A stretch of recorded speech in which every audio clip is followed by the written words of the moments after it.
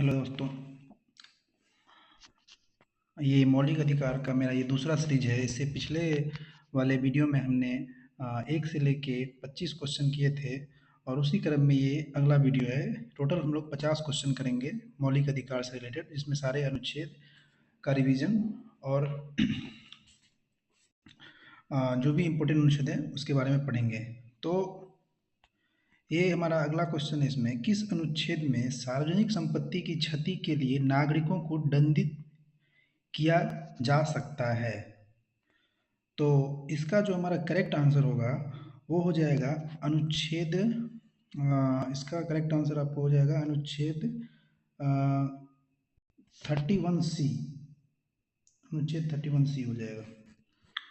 ठीक है, अब देखिए अगला क्वेश्चन क्या है। अनुच्छेद 19 एक ए में किस अधिकार से संबंधित है? तो ये जितने भी हैं ऑप्शन सारे अनुच्छेद आर्टिकल 19 में आते हैं। अब उसमें से आपसे पूछ रहा है आर्टिकल में सब आर्टिकल कौन सा है? अनुच्छेद 19 के पार्ट ए में कौन सा आता है? भाषण और अभिव्यक्ति की स्वतंत्रता, शांतिपूर्ण सभा की स्वतंत्रता, संघ बनाने की स्वतंत्रता, या भारत के किसी भाग में निवास और बसने की स्वतंत्रता। तो इसका जो करेक्ट आंसर होगा वो ये होगा, भाषण और अभिव्यक्ति की स्वतंत्रता। फिर देखिए अगला क्वेश्चन क्या है। आर्टिकल 21A 20 का 1 किससे संबंधित है? तो ये जो हमारा आर्टिकल 21 है, 20 का 1 है, ये आपको है अपना दोष सिद्धि के संबंध में संरक्षण। इसका करेक्ट आंसर हो जाएगा दोष सिद्धि के संबंध में संरक्षण। ये देखते हैं नेक्स्ट क्वेश्चन। आर्टिकल 21A किस अधिकार को सुनिश्चित करता है? Very important question. इसको हम लोग अमेंडमेंट के थ्रू जोड़े थे।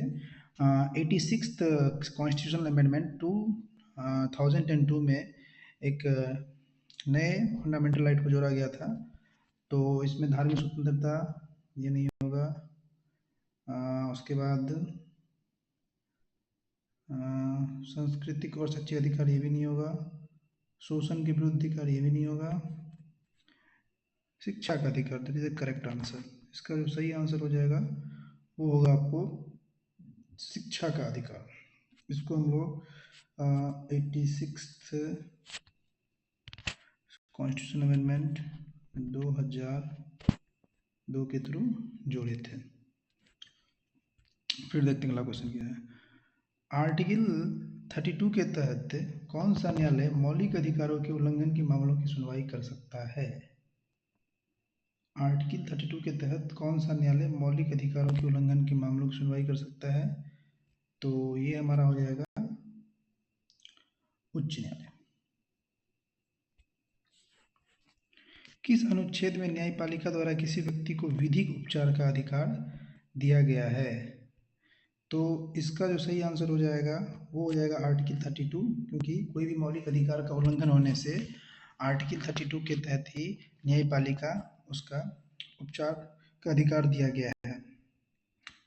अगला देखते हैं।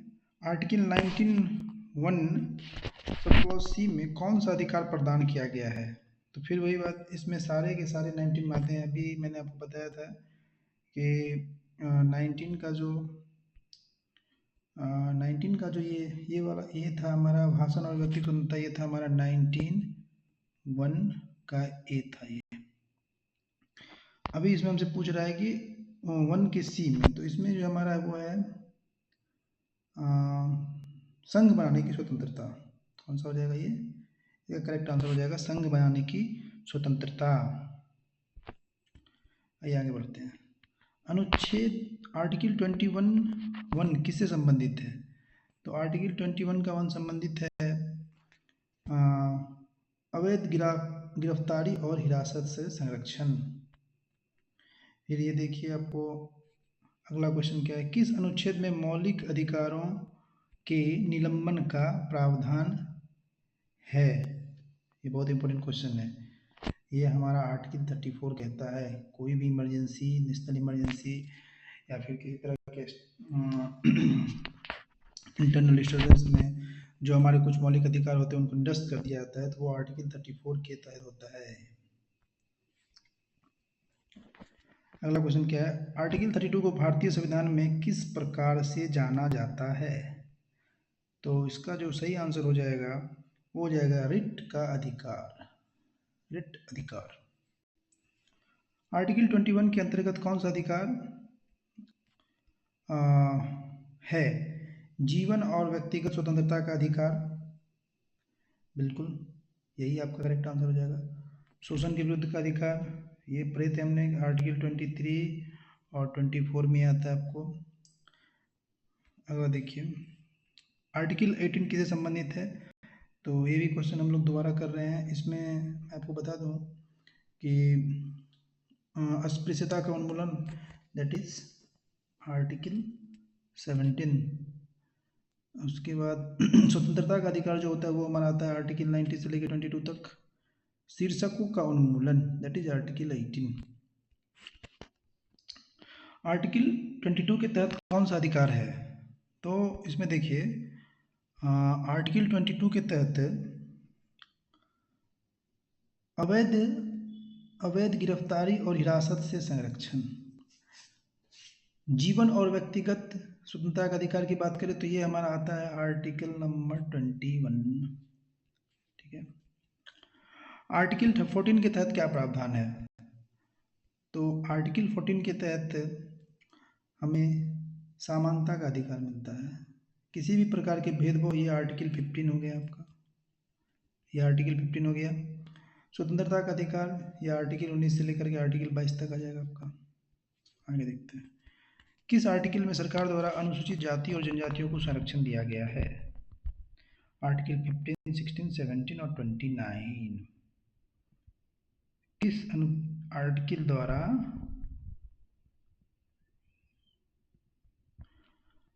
किस आर्टिकल में सरकार द्वारा अनुसूचित जातियों और जनजातियों को संरक्षण दिया गया है?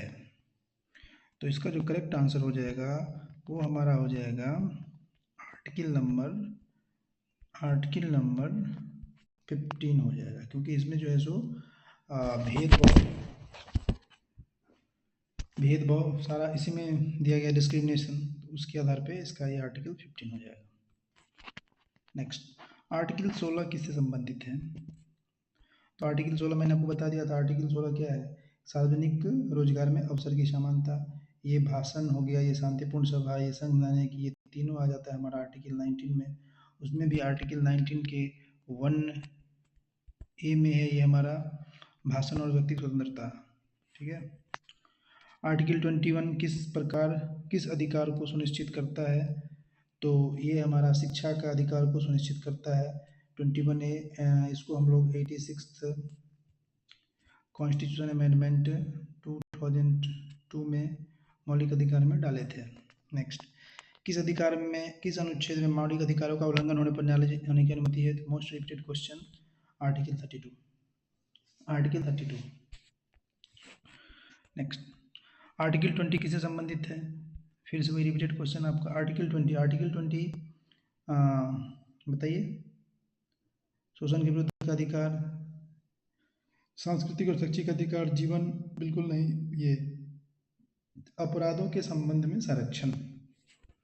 नेक्स्ट, आर्टिकल 45 किस अनुच्छेद में अनुचित गिरफ्तारी से संरक्षण का प्रावधान है? किस आर्टिकल में अनुचित गिरफ्तारी से संरक्षण का प्रावधान है? बिल्कुल आर्टिकल 22, आर्टिकल 23 बलात्श्रम, आर्टिकल 24 बाल श्रम। आर्टिकल 23 में क्या प्रतिबंधित है? तो आर्टिकल 23 में आपको मानव तस्करी और जबरन श्रम, इसका करेक्ट आंसर हो जाएगा मानव तस्करी और जबरन श्रम। नेक्स्ट, आर्टिकल 24 में क्या निषेध है? फिर वही बात, रिपीटेड क्वेश्चन है। आर्टिकल 24 में बाल श्रम को निषेध किया गया है।